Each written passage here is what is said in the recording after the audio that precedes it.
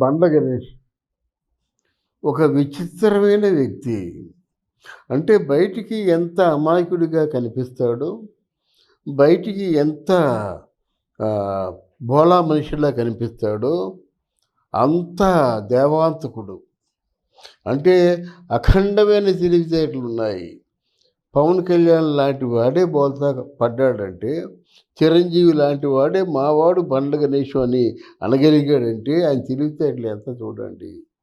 ఎవరితో ఏ ఆర్టిస్ట్‌తో ఆయన కలుద్దాం అనుకున్నా ముందుగా ఆర్టిస్ట్‌ని పడేస్తారు పట్టుకొని. మామూలు కాదు.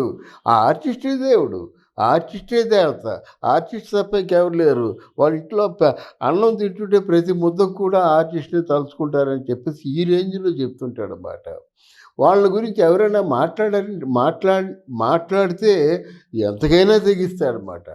అది బండ్ల గణేష్ తాలూకు నైజం. బండ్ల గణేష్ లోగడ చాలా వివాదాల్లో చిక్కున్నాడు. ప్రతిదానికి కూడా ఒకరిని వెనకేసుకొని రావడం వల్ల, మిగతా వాళ్ళందరిని తక్కువగా చూడడం వల్ల ఎన్నో ఇబ్బందులు ఎదురవుతుంటాయి. వాటన్నిటిని కూడా చక్కగా చాకచక్యంగా నెరవేర్చుకుంటూ వచ్చాడు గానీ, పాపం ఎన్నాళ్ళుంటుందండి పండిపోతుంది.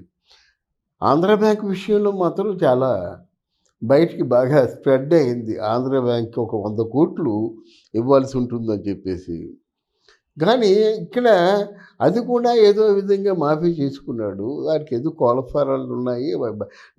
లక్షలాది రూపాయలు, కోట్లాది రూపాయలు కోళ్ళఫారాల్లో వస్తున్నాయని అంటుంటాడు. బండ్ల గణేష్ గారంటే ఒక అపప్రదగా కూడా ఉంది. ఆ రోజుల్లో సినిమాలు చేశారంటే, ఈయన కేవలం బొత్స సత్యనారాయణ మినిస్టర్ గారి తాలూకు బినామీగా కూడా పేరుంది. అది ఎంతవరకు నిజమన్నది ఆయన ఖండించలేదు కానీ, బొత్స కూడా ఈ తాలూకు ఫంక్షన్స్‌కి బొత్స సతీ సమేతంగా వచ్చేవారు. అయితే ఇప్పుడు రేవంత్ రెడ్డి పట్టుకున్నాడు. ఇప్పుడు కాంగ్రెస్ పార్టీని పట్టుకున్నాడు. అంటే ఏంటి? ఈయన చేసేటువంటి తప్పుల్ని ప్రభుత్వం క్షమిస్తుంది. ప్రభుత్వంలో అధికారులు గానీ, ప్రభుత్వంలో ఉన్న పెద్ద మినిస్టర్లు గానీ, అంటే ఈ ఈ మధ్య కాలంలో అదే పనిగా రేవంత్ రెడ్డి పొగుడుతున్నాడు. రేవంత్ రెడ్డి ఇటువంటి వ్యక్తుల్ని దూరంగా ఉంచాలి. ఎందుకంటే ఈ దూరంగా ఉంచకపోతే ఈ తాలూకు ఇప్పుడు అవినాష్ రెడ్డి లేకపోతే కవిత వీళ్ళని సమర్థించడం వల్ల ఈరోజు బీజేపీ పార్టీకే ఉనికి ప్రశ్నార్థకం అయింది. ఒక అసమర్థులను, ఒక నేర చరిత్ర గలవాళ్ళని, తర్వాత ఒక ఆర్థిక నేరగాళ్ళని క్షమించకూడదండి. అంటే ఏమిటి?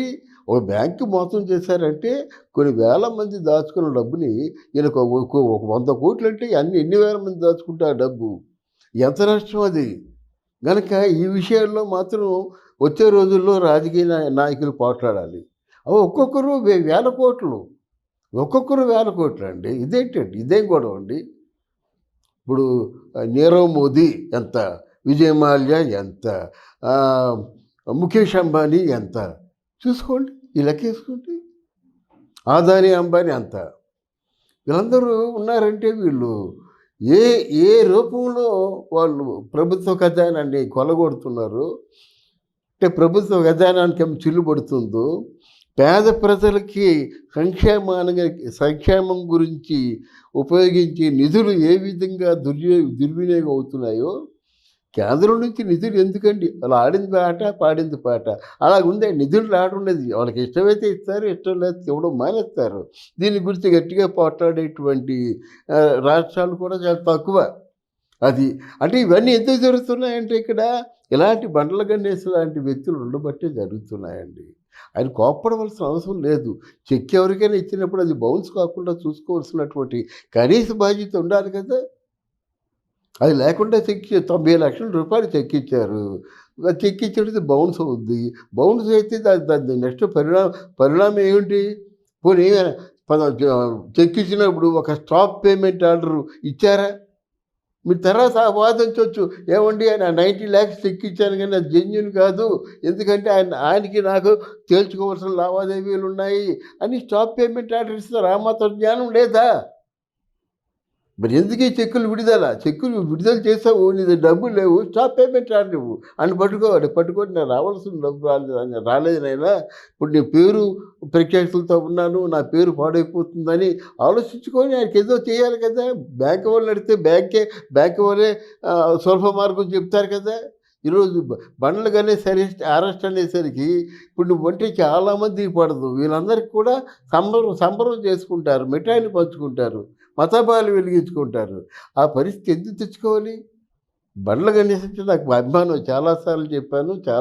నేను పత్రికల్లో రాసా మాట. ఆయన 'శ్రీరాములయ్య' అనేటువంటి ఆ చిత్రంలో బండ్ల గణేష్ చేసిన యాక్షను, పెర్ఫార్మెన్స్ నన్ను కదిలించి నేను రాశాను నేను. ఆయన కూడా నాతో మాట్లాడాడు ఒకసారి ఎప్పుడో ఫోన్ చేసి. కానీ ఇట్లాంటి కార్యక్రమాలు చేయడం మంచిది కాదు కదా! ఇట్లాంటి కార్యక్రమాలు చేస్తే మీ తాలూకు క్రెడిబిలిటీ మిస్ అయిపోతుంది కదా! అంటే ఏంటి, పెద్దవాళ్ళు చేసే పనులు మీరు చేద్దాం అనుకున్నారు. పెద్దవాళ్ళు తెలివితేటలుగా చేస్తారు. పెద్దవాళ్ళకేంటంటే ఆ పెద్దవాళ్ళు తెలుసు. మీకు లోకల్‌గా తెలుసు గానీ ఆ పెద్దవాళ్ళు తెలీదు గదా! రిజర్వ్ బ్యాంకు ఆఫ్ ఇండియా వాళ్ళ తాలూకు గవర్నర్ మీకు తెలీదు గదా! మోదీ గారు మీకు తెలీదు గదా!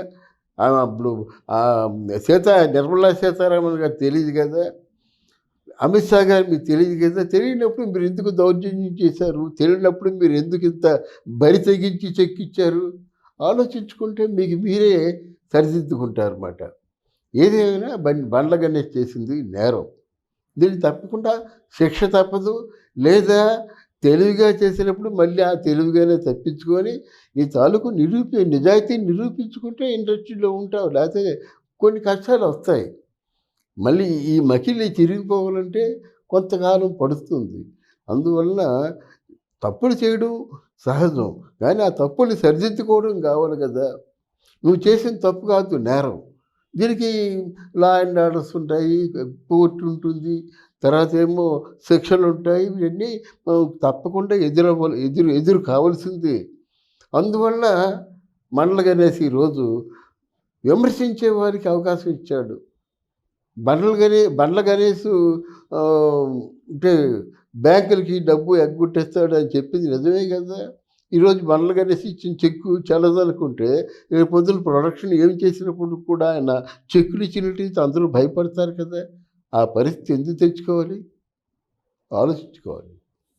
Thank you very much.